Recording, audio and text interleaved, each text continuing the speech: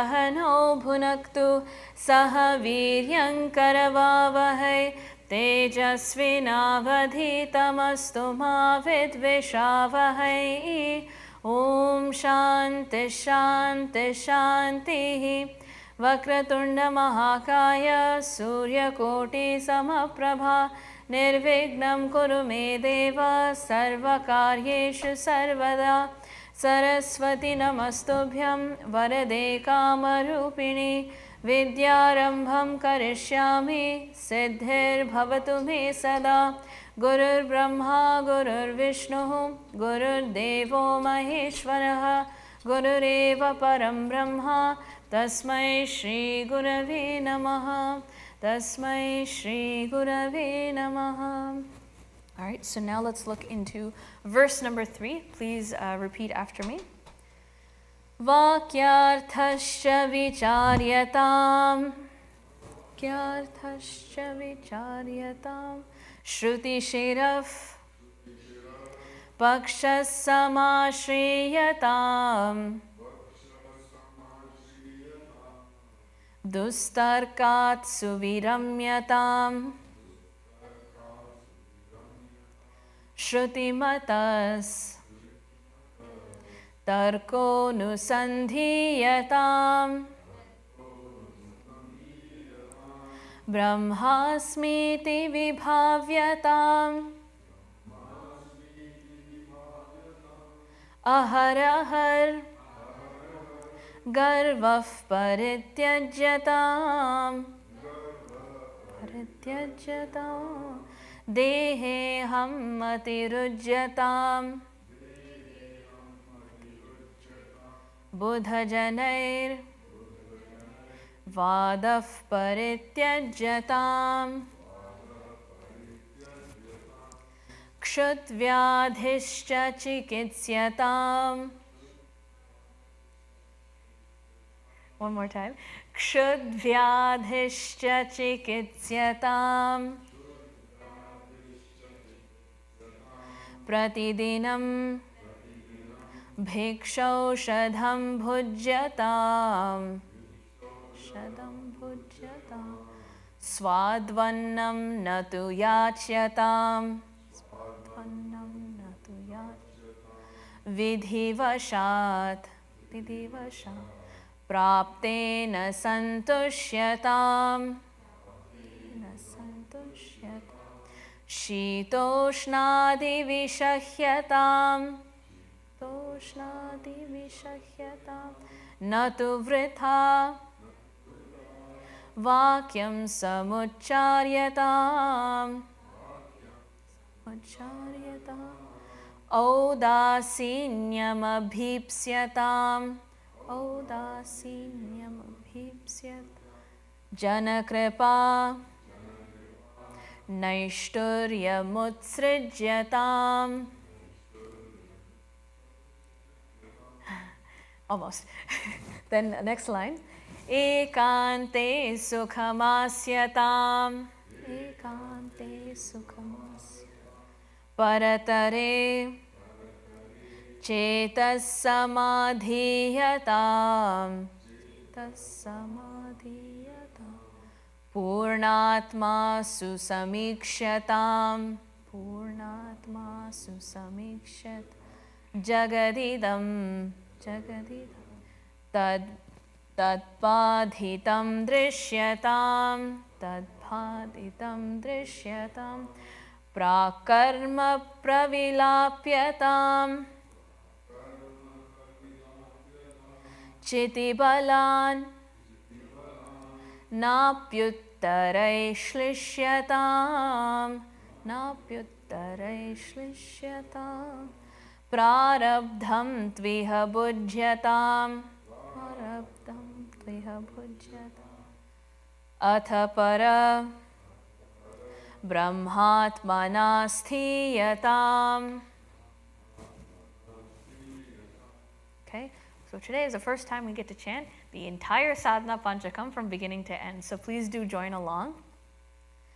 Vedo nityamadhiyatam tadudidam karma svanushthiyatam तेनेशस्य विधीयताम् अपचितिः काम्ये मतिस्त्यज्यताम् पापोगः परिधूयतां भवसुखे दोषोऽनुसन्धीयताम् आत्मेच्छाव्यवसीयतां निजगृहात् तूर्णं विनिर्गम्यतां सङ्गत्सत्सु विधीयतां भगवतो भक्तिर्दृढाधीयतां शान्त्यादिः परिचीयतां दृढतरं कर्माशु सन्त्यज्यतां सद्विद्वानुपसृप्यतां प्रतिदिनं तत्पादुकासेव्यतां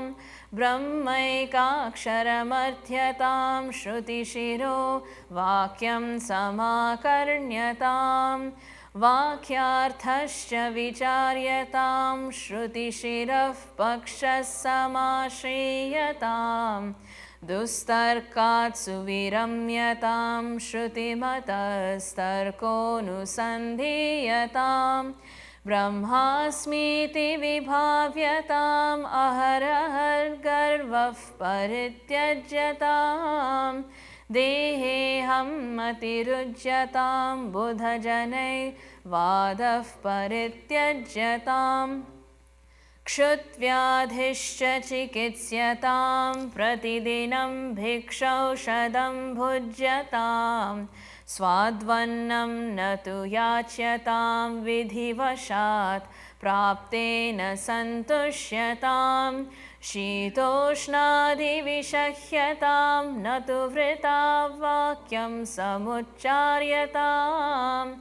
औदासीन्यमभीप्स्यतां जनकृपा नैष्ठुर्यमुत्सृज्यताम् एकान्ते सुखमास्यतां परतरे चेतः समाधीयतां पूर्णात्मासु समीक्ष्यतां जगदिदं तद्बाधितं दृश्यताम् प्राकर्म प्रविलाप्यतां चितिबलान्नाप्युत्तरैश्लिष्यतां प्रारब्धं त्विह भुज्यताम् अत परब्रह्मात्मनास्तीयताम्.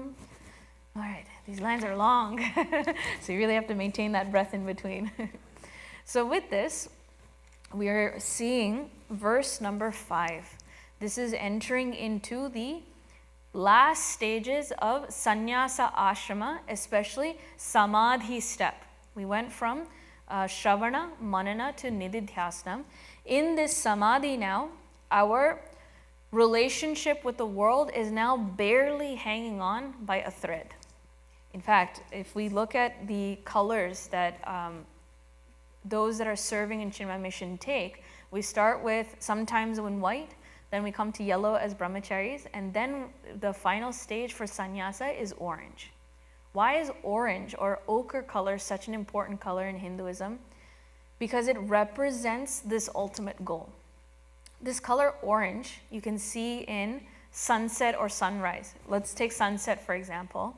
As the sun is setting, it's first bright white. Then as it slowly sinks down to the horizon, it turns into this like blood red, right? Almost that ochre color. That's the last color you will see before it finally sinks into nighttime. So it's that representing that this entire world is being dissolved, and this is the last thread of color that's remaining. Another example, or this analogy of color, is with the, of course, what is the best fruit in India? You won't get anywhere else?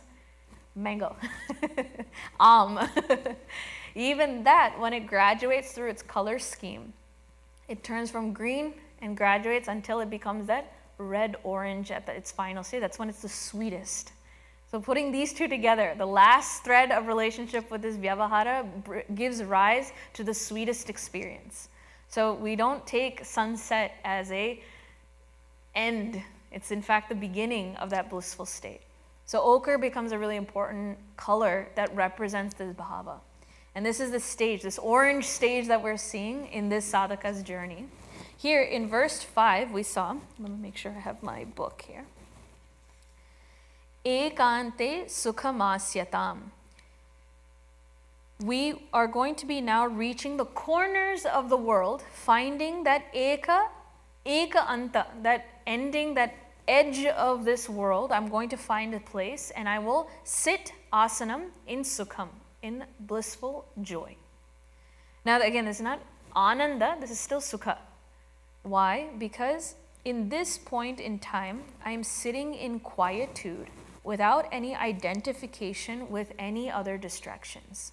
This relaxed state is experienced as sukham. And any kind of distractions can come in the form of sukha and dukkha from the body level, pleasure, pain. Then mana and avamana when it comes to the intellect, criticism or praise. So all these variations and fluctuations from the body, mind, and intellect are also resolved. Then when it comes to the relationship with the world outside, kripa and naishturya are also resolved. No excessive compassion to the world outside and no excessive criticism to the world outside. There's no level of attachment or unnecessary involvement. And by Bhagwan's grace, he has also found us a nice little corner in this vyavahara saying, you have done your job, you've done everything you've needed to. Take this time now, find that seed of meditation, absorb into that. So even circumstances will work itself out. We don't have to worry too much. Bhagwan will take care of us. So in this, we find a place with total focus without distraction. And there is nirapeksha, without any distractions. Now, having sat in this seat, what is going on in my mind? What am I left to do at this stage? Paratare cheta samadhiyatam. All preparations, the mind is now absorbed in brahmasmi, and it must be totally absorbed in that particular thought. Aham brahmasmi, I am that Brahman. And we allow the mind to slip into that bhava. There is no other thought whatsoever other than aham brahmasmi. And that thought is also full of clarity. There are no doubts, there are no discrepancies, there's no lingering doubts.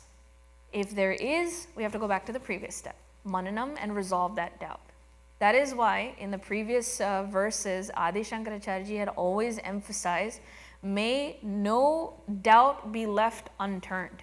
Resolve every single doubt that's there, because when you've come to this point, may nothing distract you from this meditation, this clarity of thought called aham brahmasmi. Now when it comes to samadhi, what do we mean by that? Samadhi is to be absorbed, that you don't even feel like you are putting effort in meditating. It is this effortless state. And here we saw there are a triputi, 3 components in any worldly action we perform. There is the subject, the action, and the object upon which the action is performed on. Subject, verb, object is how I remember it. Here in meditation, we could say there are 3 things as well. Dhyata, the one who is a meditator. Dhyeya, the one that is meditated upon. And dhyanam, the meditation. But in this case, when we say samadhi, it is this total absorption into this highest state. This differentiation between subject, verb, and object is also dissolved. There is no difference between who is meditating and what is being meditated upon, and there is no action between the two because they are one and the same. Huh? I am Brahman. That which I meditate upon is also Brahman. So Brahman acting upon Brahman, how can you do that? Me recognizing my own self. Is there any action really? I am me. Nothing to be done. Therefore, this gets resolved.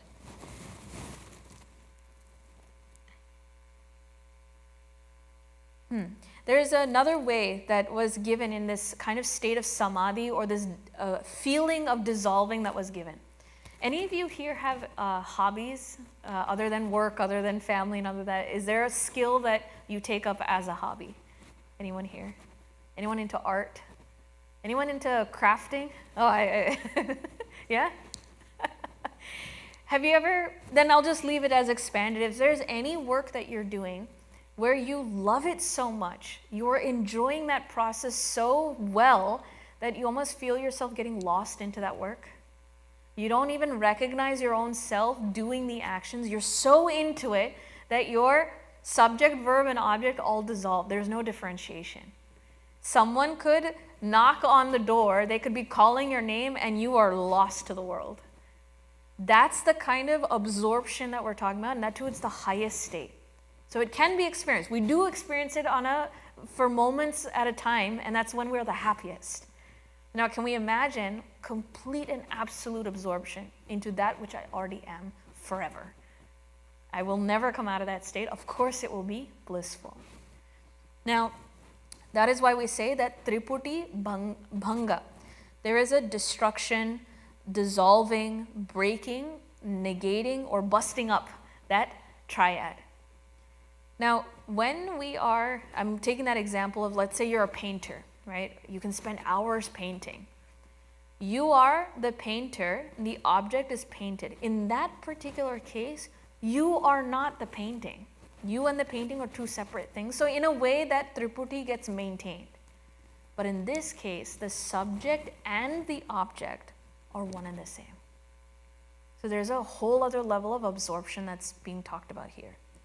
We have lost all sense of differences between the meditator, meditating, and meditation. Brahman is I am. Brahman is doing meditation upon I am Brahma. It all just melds together and it's just one blissful state of existence, which is why we define Brahman as Sat, that existence principle. And because the subject doing this meditation is also awareful, we say Brahman is also Chit. I am that consciousness principle itself. And because this is my natural state, I will be ever happy and blissful. Therefore, Brahman is also known as Ananda. Sat is Chit. Chit is Ananda. They're not three different properties. They are all one and the same, looked at it from different ways. There can only be one. So as that person focuses on this bhava, more and more devotion and love just naturally arises. And that will express itself. No Mahatma I've ever seen is crude. No Mahatma is selfish and cruel. Because their very state of being one with all can only express as that bhakti and love. So, Brahman alone remains, and this is called as Samadhi. At this point, we might, we're enticed by the state. Okay, maybe should I try this? Maybe should I, practice meditation for like 10 minutes at a time? See if I can reach that absorption state? Hold your horses just a little bit. Are we truly ready or not? Have we done all the work from the prior verses and all the preparation steps? Even if we have put in that effort, there's advice given. Always ask your guru before you do so. Because there's a lot of times, the guru who has gone through this process will know all of the obstacles that come through the way. What sorts of forms does the ego still come up and distract you? He has a better gauge of what that completion looks like. We may have come to an advanced state and say we're done, but he'll have a better idea of what exactly is done. So one advice, and this was the Swamiji that I was listening to, he said he himself has seen the protective bhava of surrendering to a guru. We may feel ready, we may feel enthusiasm, but always take guidance from the lotus feet of a guru. And many of us can get lost along the way, even at the stage where we're almost near the end. We can especially feel, the higher we go, the larger the fall, right? So the risk of becoming distracted will become all the more powerful. So may our reliance on Guru always be there. Now, best thing about Guru is, on his own Guru will come. On his own, Guru will drill us to become better. And on his own, Guru by himself will go. He will know exactly when we are good enough to stand on our own 2 feet, and he will lead. We don't need to ask. So this is the one big advice, or safety guard that was advised at this point, ekante sukhamasyatam, when we are ready for meditation, still seek the advice of Guru before we enter into that. Then, having done this, what is the next line? What else are we doing? The next line is Purnatma Susamikshatam. We had seen a little bit of this last time. Purna Atma. We are seeing that completeness, that complete and full Atma. And when we say complete, there are no forms of limitations. Have I gone through in the past lectures the idea of like the box with a line in between A limits B? Have I gone through this? Maybe not. Okay, it's okay if we do it again. It'll be a good revision. To understand what we mean by the Purnatma, Purnatvam, that fullness, we have to look into what is limitation. And especially we're studying Ekam Advayam, one without a second. So let's take, let me see if I can do this. All right, I'm going to take a random sheet of paper. Okay, maybe not. I have stuff written on it. Okay, let's bear with me here. Let's say that there is a square and a box, or a rectangular box, and I divide it in half. I have the upper section and a lower section. I'll give it names. One section is called A, the other section is called B. Now, can I say that A is infinite? No, because one, there is a boundary, and especially the boundary within, something is limiting A. Same way, can I say the reverse? Is B infinite? No. What is it limited by especially? A. A limits B, B limits A. As soon as there are two things, there will be a line of division and there will be a line of limitations. So you can never have two things and say they are infinite. There must only be one, and that is the only way something can be infinite. So with this in mind, when we say that that self alone is, and it is infinite, that means there can be nothing else. Now this should throw us into a loop for a little bit. That Brahman, that self, this ego, that oneness, whereas this world of plurality, there seems to be multiple things. How do I resolve this? When we say it's Purnatma, then we will see later down the road, but I'm just introducing this idea. One is false and not actually there. The other is real and actually there. That is the only way we can resolve the presence and absence of Atma versus ego, that Brahman versus Vyavahara, Samsara, this world of plurality. One of them has to be an illusion. This is the state we're coming to at this point. When we say Purnatma, the self is beyond body, mind, and intellect. It is free from all forms of limitations. Limitations in the form of space, limitation in the form of time, and limitation in the form of vastu or objects, A and B, right? Those are two objects. All these three limitations do not exist in Brahman. It was always there, it will always be there. It is everywhere, sarva vyapi, and it is sarva. Ishavasya sarvam idam is the beginning of Ishavasya Upanishad saying, I am in it all is in me, I am everything. That is the resolution of vastu differences. So having understood Brahman to be this Purnatva, I can be nothing other than this. There is nothing other than this. Now we will see that we understand Brahman in Shravanam, and because of Chitta Shuddhi and Chitta Ekagrataha, plus the Guru's compassion, we are able to remove all sorts of doubts, and in Samadhi now, we are able to remove Viparita Bhavana, blocks in the abidance of that self. And as we saw, I may know what Brahman is, but to be Brahman, to remove all other blockages or past erroneous habitual patterns, those are all resolved in meditation or dhyana. Viparita is totally and completely samyak destroyed. So remember, we were talking about nididhyasnam into samadhi, that 99.9% into 100%. Any viparitas, any contradictory existences are samyak, completely destroyed. That moment is when we transition from nididhyasnam into samadhi. And we samikshatam, very well see. It's no more just a glimpse. It is not just a momentary experience that we slip in and slip out of. It is complete. Realized is now the word we use. He is no more coming back from this state. Now, then what are we to do with this experience of reality? This next description is talking about our vision now. After having samadhi, what is the vision of the world now? Jagadidam tad baditam drishyatam. Here, idam jagat, this world is badhitam, falsified. We see so far this world as concrete. This is very real to me. When I touch this cup, when I touch this paper, this is what feels real to me. That becomes falsified. Paridrishyatam, it is seen otherwise. Badhitam means to falsify, not destroy. That's an important thing.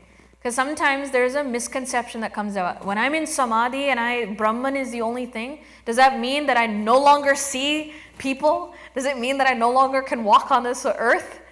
Does the world get destroyed? Have you seen the movie Matrix? Anyone here? Raise your hand if you've seen the movie. Okay, a few of you. How many have not? I would suggest please go watch it. There's full of Vedanta. They've studied Vedanta concepts in order to write that movie. There's one final scene, I think near the end of the first movie, when he kind of goes through samadhi, where he sees the Matrix. There's one scene where the villains are shooting, I think, bullets at him. All of a sudden, he's able to stop it, and he realizes, what's this visualization? He no longer sees the agents. He no longer sees the world. He just sees the flow of numbers, right? His whole vision changes. Samadhi's not like that. Sorry, that's the one difference that I will not agree with. It's not that suddenly I start seeing everything differently. I start seeing what is true and what is not true. So the classic example that we take up is like seeing a mirage. On, I think there's one huge stretch in Los Angeles or Las Vegas to some other place. There's this huge stretch where the cops will tell you, do not slow down below 90 miles an hour. Maintain that speed, because as soon as you slow down, your tires will start to melt on that road. Maintain that speed and get through this passage. Swamiji was sharing this experience. In that heat, in that flat road, Swamiji would say that he would see the water rippling on the road. What do you mean? Water? You see water? Yeah. I can't even see the yellow line going straight. It does change and shift. But is that water real? No. I see it, but I absolutely know it's not there. This is what we talk about when we say falsifying what we see. This jagat, as I see now, is not real. I'm experiencing it, but I know this is not reality. This is not it. So samadhi is again not destruction, but falsifying. And this is unique to Vedanta. We say that the only way to resolve ekam advayam is to say that one is real, one is false, and that vision has to be corrected. Others will say, no, there are two worlds, there are two perspectives. Ego only belongs in the world, therefore we can never destroy this world. There are other darshanas that think about this state of samadhi differently, but for Vedanta, the true resolution for ekam advayam is to say that one is false, one is real, even though we are perceiving it. Why? Because this is only natural. If I have a submarine built to swim in the water, it's all it's meant to do. You can't put it into something else. The mind and the senses that is designed to perceive this world in a sense of plurality, see colors, see shapes, see names and forms, what else is it going to do? But my knowledge behind that experience tells me what is real and not real. This is the meaning of bhaditam, to falsify. So in the state of samadhi, the world is reduced into nothing. Now, when the mind arises, the world arises. But with the knowledge, we can see the falseness of this world. Because in samadhi, we only see the self as purna, as that real self. The analogy that's given, it's like a single white light passing through a prism. And we see it refracted into 7 different colors. We see it happening. The prism is like the mind and intellect and the senses that fracture this self, one self, into this expression of multitude. But someone who is realized, he will see this variation and knows the true nature of white light. Even when he is seeing the 7 different colors, he knows it is nothing other than that pure white light. So, in the same way, consciousness flowing through the world of variety of names and forms, one who knows that consciousness alone doesn't see that world of name and forms as real, but rather knows it's just an appearance. The world is no more real. You only see the self and not the world at all. The world is seen, but we know it is truly just the self. This repetition of thought was there to really help us sink into this idea. So the other example is the vision that a potter or goldsmith would have. They have that expertise of knowing the source material in and out. That's what they're known for. So when you bring jewelry to a goldsmith, what will that goldsmith see? It's not like the jewel doesn't exist anymore, that necklace doesn't exist anymore. He still sees it, but what is he really evaluating? The gold itself. He knows that all of this is nothing but gold, and he's able to assess the quality of that gold. In the same way, a potter can look at different figurines, and he will see the expression of clay only. That is the vision that a Mahatma will have. He sees the world, but he knows the truth that it is only just the expression of the self, nothing else. So this reminds me of the conversation between Swami Vivekananda and his guru, Swami Rama Paramahamsaji. Vivekananda, before he took sannyasi, was demanding from everybody, where is God? Who sees God? Tell me where God is. And so Swami Paramahamsaji, he lifted his thumb and he says, I see Bhagwan more clearly in this thumb than I see you. What is he seeing? I see more clearly that Sat than I see this illusion of Vyavahara. The highest reality is mentioned right there. Have you seen God? Yes, I see him more clearly than you. This is that significance behind that sentence.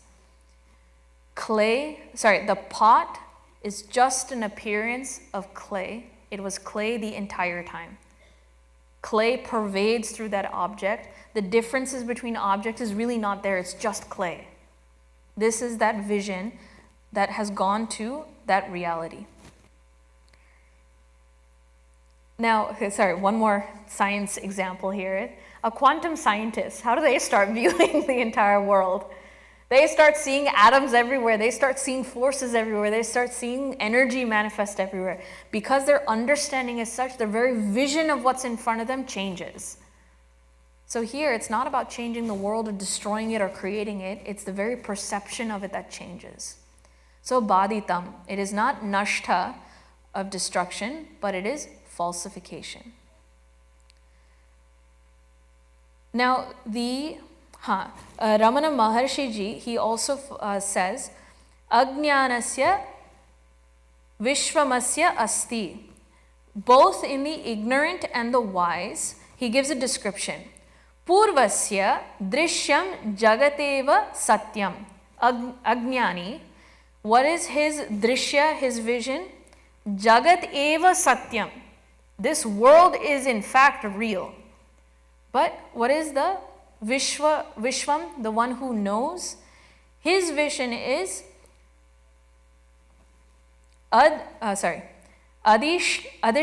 Ekam. There is only that one self that is there. He no longer takes Jagat as Satyam. So even Ramana Maharshi validates this vision that's there. And so when we hear famous sentences like, Brahma Satyam Jagat Mithya. This is the same statement that is being spoken about. So the only way we can maintain and come up to this point is through knowledge alone. This knowledge leads to vision, knowledge leads to understanding, which is why in Shastras, time and time again, they say no matter what path you take, all of them lead to the gates, and the gate is Jnanam. Atma Jnana is the final state. Only upon having this knowledge can you actually cross over and see that true reality. Everything up until that point is useful, but they only prepare the mind to receive that knowledge in the right way, that right understanding happens. So this is the place we have come to. Now, what else is left in this? What else is left? We have come to the end of the second line. Purnatma susamikshatam jagadidam tadbaditam drishyatam. Now we are looking at what is the behavior and speech and bhava of a Jivan Muktaha. This is the famous question that comes literally at the end of every Shastra Prakarana Granthas that we come to. Whether you take Tattvabodha, Vivekachudamani, or any of the others, they always come to this point. Can you describe, one more, Gita. Even Arjuna asks, how does this Mahatma walk, talk, and live? How does he stand? How does he sit? I think I'm referencing a verse in chapter 3. How does he walk? How does he talk? How does he sit? How does he stand? How does he behave? What is it like? What is it like for him? So these last couple of descriptions here is dealing with what is this Jivan Muktaha like? It's important to understand because this is the goal in its description. This is where we will end up. And it is said that any of the lakshanas, descriptions of these Mahatmas, become our sadhana. So in a way, it kind of loops around. So with that in mind, because sometimes we sit here at the end of this book, we're like, yeah, this doesn't really apply to me. I'm nowhere near this. Sure, why should I come to appreciate this? But at the end of the day, we need to know where our destination is, and we need to keep looking forward to where all of this is building towards, and make seeing what they're living like be an inspiration that this is worth it to strive for this end. I want to experience what they have. Because in a day-to-day life, when we look at great heroes, when we look at great role models, we want to observe what they're like. Because that will guide me in how I improve my own life. That will guide me in having the enthusiasm to continue the struggle up until that point. So this is, last part of it, it's almost like a stuti. It's a reverential praise of what they're like. So with heartfelt reverence, let us continue looking at what a Jivan Mukta is like and not dismiss it as, I'm not there yet, so how does this matter to me? So with that, this last two lines here, Prak karma pravilapyatam chiti balat apyuttarai shlishyatam. So here, so this is now step number 37. They have conquered the effects of the deeds done in the earlier past. Step number 38 and 39, I'm going to put all of these three together as the concept that's being talked about here. 38 is, through wisdom have become detached from future karmas, sanchita, and they have experienced and exhausted the past actions that have started with prarabdha. Okay, so there is another concept we have to look into to understand these three things. So we have to come back to what is karma, phala, vasana, and in a different way of looking at it, what is agami, sanchita, and prarabdha. So we have to review this concept to understand what's going on with this Jivan Muktaha. So in our laws of karma, simple fact, there's a cause and an effect, right? And that same effect will become the cause for the next effect. So it's a continuous cycle. Cause, effect, cause, effect, cause, effect. Simple enough, right? When we perform an action, we have to remain to experience the result. There's no break from that. It is a law, it is a must. So the way our Shastras describe this sequence of relationship is through Agami, Sanchita, and Prarabdha. When an action is performed, it is termed as Agami. It has just been initiated. The effect is now going to start. But each effect has its own timeline. The example that's given is, let's say in a patch of land, you plant 3 different seeds. The act was planting the seed. But each one will take its own time. A mango seed will only take, 7 to 8 years. Coconut will take 2 years. Maybe an oak tree will take 100 years. All had the same conditions. All were planted at the right time. But because of the nature of laws, it will take its time. So when it's brooding, when it's waiting, when it's in dormant state, we call that as Sanchita. Sanchita karma. Act was already done. There's time still left to happen. It is in storage. Sanchita literally means a collection. Now from there, let's say these 3 seeds were planted. The mango is now ready to sprout. When that sprouting happens, we say that now the effect is in play. It is now exhausting itself. It's unfurling itself now, reaping its result. That we say is Prarabdha. Now, remember I told you that cause is effect, but that same effect is now a cause again? You can't really separate the difference between a cause and effect in that particular moment. Same way, that Prarabdha that I have received is the fate that has come to me. It is now up to me to react to that particular circumstance. So there, Prarabdha and Agami now have connected and now becomes a cycle. So it is the timeline through which an action transforms into results, and that same results turns back into action again. This is a cycle of vasanas that we are stuck in. This is the horde of prarabdha that we are trying to exhaust. I'm sure you've heard these phrases before. There's so much vasanas to exhaust. How can I let go of all this? So much prarabdha is left. It's out of my control now. How can I exhaust all of the thousands of lifetimes of prarabdha and action? How do I get out of this? You mean one by one? There's got to be another way out of this. Yes. Go back to vision. If we have falsified this world, have we not falsified the laws by which it functions? Have we not falsified actions and results? Have we not falsified Agami, Sanchita, and Prarabdha? To whom does this belong to? Who is acting? Now I'm bringing back Ramana Maharshi's questions. Who is acting? To whom does all of this vasanas belong to? To whom am I supposed to receive these effects? Who? Ego has been dissolved. Jagat has been dissolved. This is all falsified. So think back to that mirage. If there's supposed to be rain, how did that water get there on the road? Where was the sun that evaporated from the ocean to make it rain right on this? Dude, that's an irrelevant question. It's a mirage the whole time. It's just an illusion. Why are you trying to figure out how this illusion works? Leave it. So now, how does this apply to the individual? First, in 37, they're talking about Agami, the present right actions. Conquer the effects of deed done in earlier lives by present right action. So here, the past is beyond our control. We can only act in the present. So we have to act according to the circumstance in this moment, but without any attachments, without any lingering egotistical impressions from the act that's there. That only comes from disidentifying who that actor is.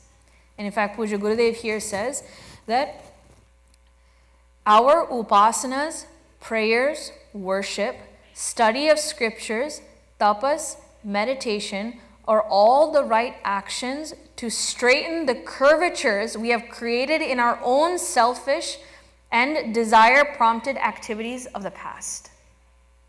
This is how to deal with detaching from current actions by performing the ones that are prescribed to help eliminate this ego.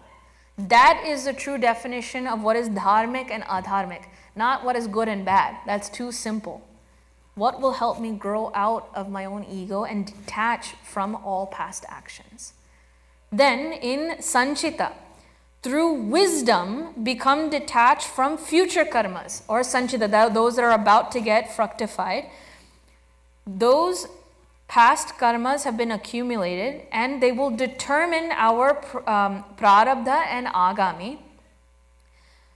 Therefore, through wisdom gained by the study of scriptures, through upasana and regular meditation, we liquidate the ego sense and we will be able to stand as unaffected witnesses of life's ups and downs.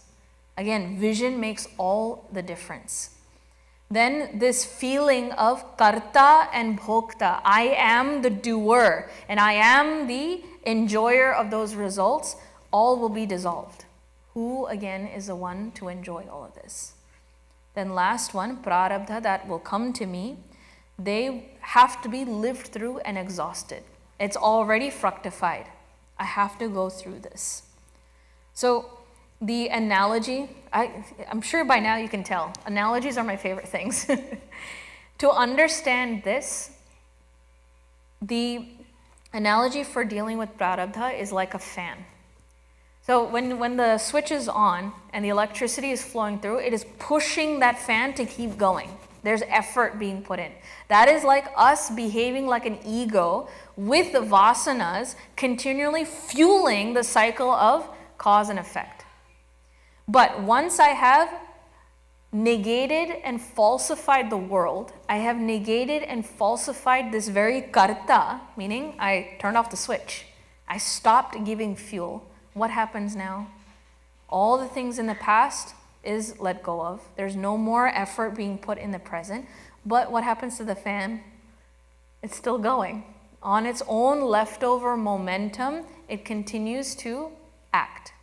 In the same way, for a Jivan Muktaha, to have the very body he has in that last lifetime, to be able to perform the karmas that he did in that particular lifetime, and to go through the sukha and dukkha and ups and downs of life, those are the last remaining momentums of his own cycles. So when we look at any of these Mahatmas examples, like Swami Tapovan Maharajji, in the end of his life, he had throat cancer. And he had to go through that pain, and he was unaffected by it anyways. In fact, many people came up to him saying, this throat cancer must be extremely painful. There's so many doctors in New Delhi. Please come and we will have this fixed. He said, why? What's the problem? Body is going through pain. I am not the body. I'm blissful. If this is what's left for the prarabdha of my body, so let it be. So they, and then for Puja Gurudev, our own guru here, in his last stages of life, see what all his body has gone through. He, as a freedom fighter, he suffered physically under torture and was revived from that. And of course, that left lingering effects in his body. He also had a habit of smoking too. It is said that have you seen the videos of Gita Jnana that he did, the ones that were videotaped? Occasionally, you will see them switch to a frame looking at a plant or some bird or something, and you'll hear Puja Gurudev sniffing. Why? Because it is that tobacco that he used to have a habit of doing. These are lingering effects and vasanas that belong to that body, mind, and intellect, but within him, he was not affected by it at all. In fact, we saw at the end of his life, when I think 1/4 of his heart was still beating, he would still get on stage and roar like a lion as if nothing happened. And then afterwards, the doctors would be fussing over him and he'd be bindas right there. Can you imagine? We have a small headache and we start complaining. He, who had a hardly functioning heart, kept going and changed the world around him. When he was in the hospital bed, he was not just lying there, he wrote the Holy Gita commentary in one sitting.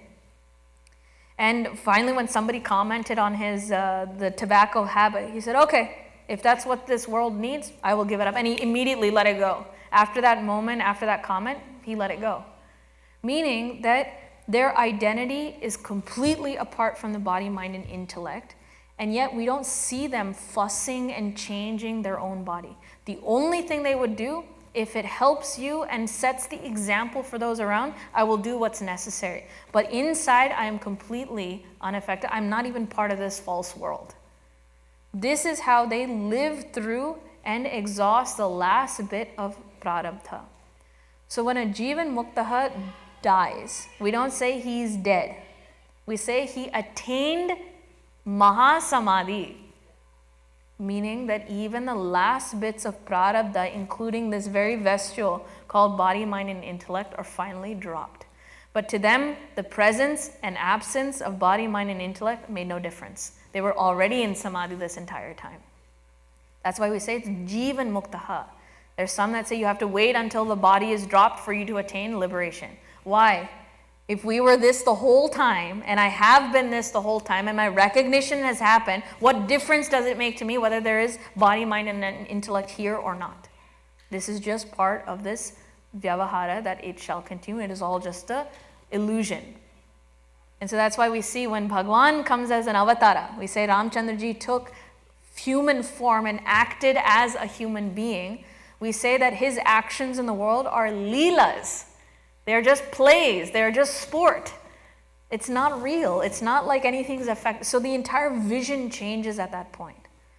So this last prarabdha, all of the past actions are burnt, like a seed burnt that can no longer give fruit anymore.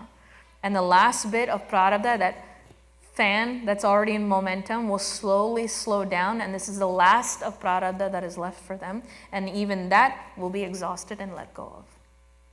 Finally, we come to the last one. Thereafter, live absorbed in the bhava, I am Brahman.